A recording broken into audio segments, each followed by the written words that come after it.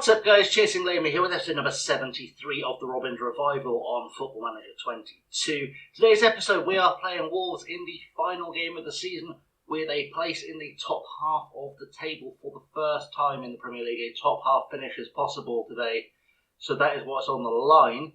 And hit like, subscribe, ring the bell, all that good stuff, and let's get into the episode, shall we?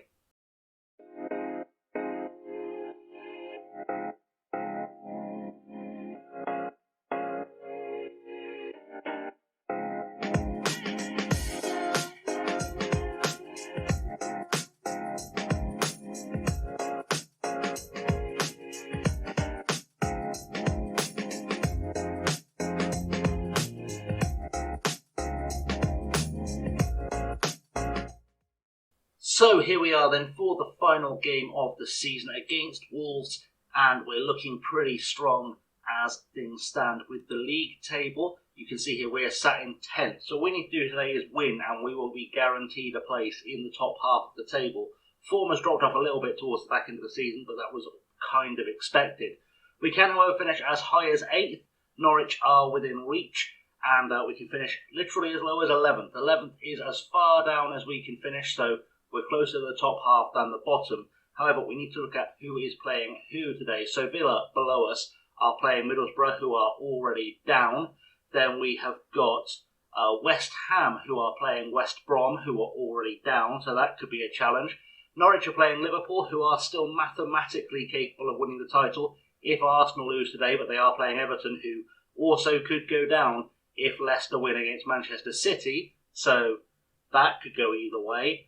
And that's sort of where we are in terms of how things lie. So we need to pick up a win and then hope that someone does us a favour. Probably Liverpool, to be honest. Probably Liverpool will do us a favour if we're looking at it from the most sort of logical standpoint. However, in terms of what you've missed since we last met, which was this Burnley game, we played Tottenham. We drew 1-1 at the Tottenham Hotspur Stadium with a goal from Lucas Solari. We beat Manchester City at home somehow, 2-0 with goals from Gordon and Parody. Then lost 3-0 to West Brom, because that's just the kind of team we are. Darren Taylor picking up a red card. We then beat Aston Villa 2-1 at home with Conrad Lima and Gustavo Parody getting on the score sheet. Alvaro Fernandez has played for me in the past too, so that's interesting.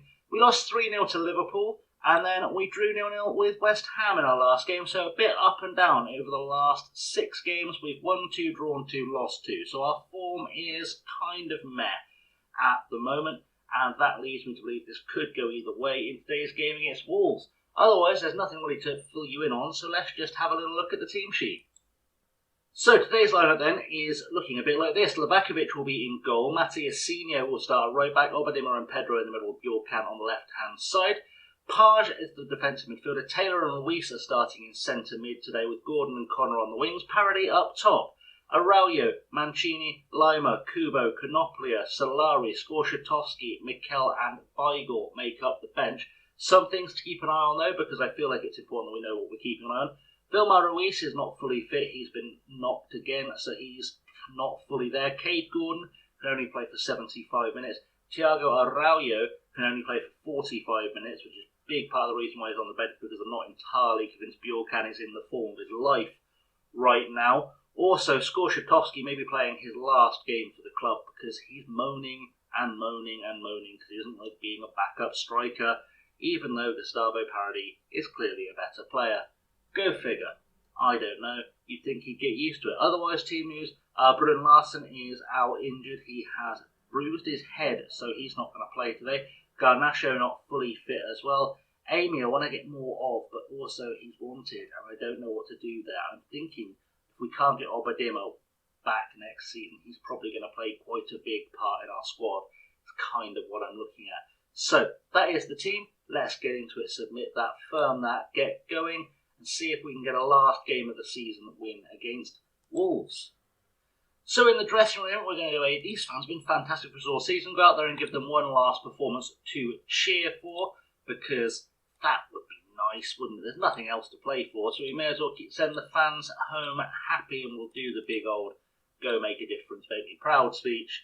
I'm going to skip the tunnel interview because, frankly, it's going to be very dull, because they're always very dull, and this guy's had enough already, apparently. I think it was Bjorkan leading the team out as captain today. Yeah, let's kick it off. Let's see what happens. Throw in early on for us, Mattiasinho to Taylor. Taylor down the line to Mattiasinho. Can we get ourselves an early goal here? Cross goes in, looking for Connor, back post, and it just goes over the bar. And Connor has still been very hot and cold. When he plays well, he plays very well. And when he doesn't, he may as well not be there, which is a big concern for consistency, if I'm honest, as that Wolves corner goes absolutely nowhere in the background. Free kick for us. It's Taylor to take it. Goes weirdly down the line for Gordon. Back to Taylor, who probably should have had a pop to begin with. Puts it back in for Gordon. Puts it across. Parody puts it in, but that's got to be offside. Surely Cade Gordon was offside there. I mean, that was the weirdest free kick routine I think I've ever witnessed, and was probably always going to be offside. Is it going to get given? It has been disallowed. It had to be disallowed. Such an odd choice of free kick kind of system there, because he was never going to get back in line for the volley forward. It was never going to happen. I don't understand why he didn't just cross it in the first place. I'm very confused by that. That seems like a wasted opportunity, but, I'm not on the pitch, unfortunately, so I can't be making these decisions. I can, however, making decisions at half-time, which is where we have finally made it through to. We'll go into the dressing room. We are the better side on paper, but as I've said many times, football is not played on paper. We're going to just tell people that we're the better team, keep on doing what we're doing. I still believe in all of you, yada, yada, yada. I think Pedro could have probably had a better first half, but, let's not throw him to the wolves just yet. No pun intended, but cracking pun. I'm happily enjoying that. And let's get on with the second half. Corner now. It's with Mattiasinho to take it. Puts it into the box. I think he was looking for Page. Didn't find him. Ampadu has shoved Page, which is why he hasn't got there. And this should be a penalty. We're going to VAR. Can we get a good VAR turnout? We have got a good VAR turnout. Who is taking it? It's going to be Mattiasinho taking the penalty. He's becoming our jack-of-all-trades set-piece man today, which is quite rare. And he's put it into the bottom corner. And we go 1-0 up at Molineux. Second goal of the season for Mattiasinho, which tells you what a regular penalty taker has been. Usually Pedro takes the penalties, which is really odd. Don't know why that's changed, but there we go. Maybe Mattiasinho has been really practicing his penalties in the background, and we've reflected that somehow as Mattiasinho plays it forward for Gordon. Gordon back to Mattiasinho now, to Obadima. Obadima to Mattiasinho, to Taylor, to Gordon.